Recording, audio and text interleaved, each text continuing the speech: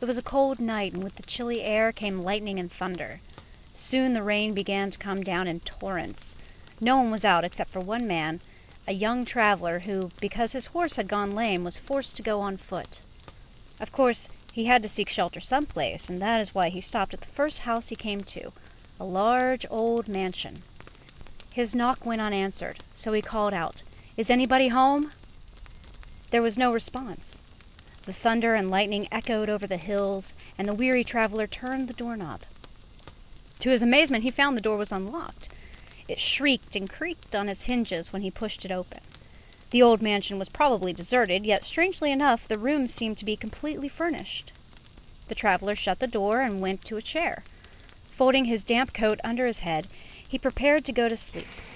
He had begun to doze when suddenly the old grandfather clock started to strike 12. Down the winding staircase came a young girl carrying a lantern. The youth jumped to his feet and said, "The darn door was loose and open, so I walked in out of the rain." The girl just smiled and vanished into another room.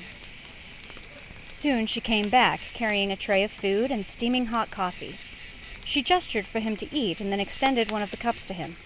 The girl did not make a sound.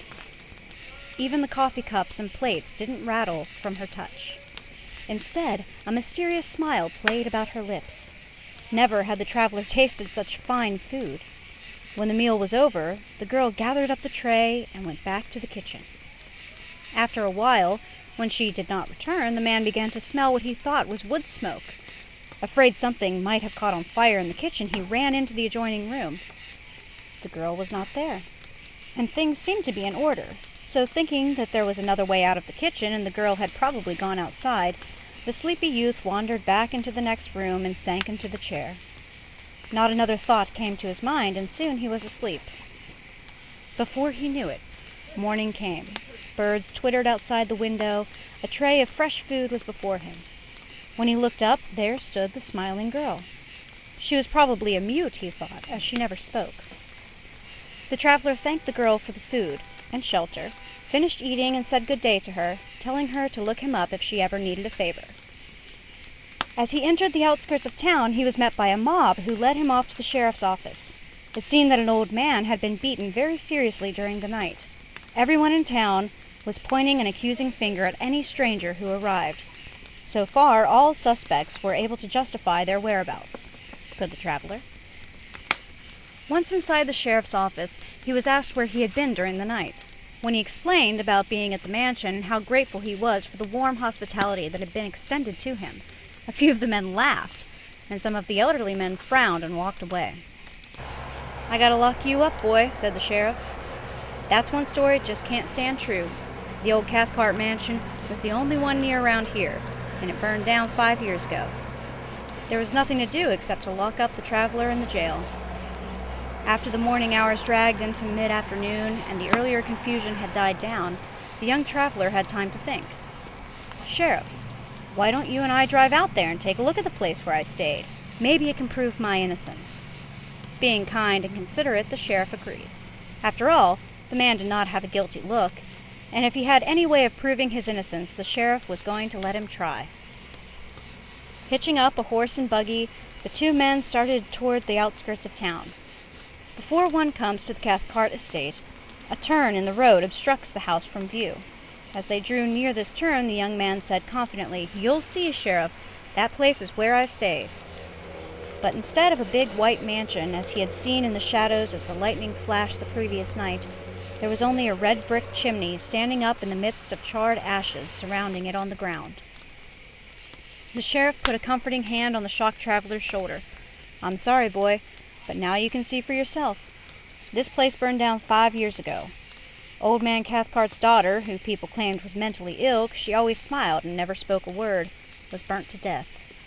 Hamilton Cathcart tried to save her and was badly burned. He also died later in the hospital." The traveler hung his head sadly as the carriage headed back to town. The only witness in the world who could save his life, and she didn't even exist. Who was the woman he had seen then? Where was the house? There were no other houses around. This definitely was the place he had stayed during the previous night. Could it be that he had seen a ghost? The sheriff continued talking. Yes, sir, it was rumored that old man Cathcart was carrying on a feud with Charlie Pickens over some love affair between Melissa Cathcart and young Charlie Pickens, Jr. Some folks think Pickens sent the place on fire, hoping to destroy Cathcart and his young daughter.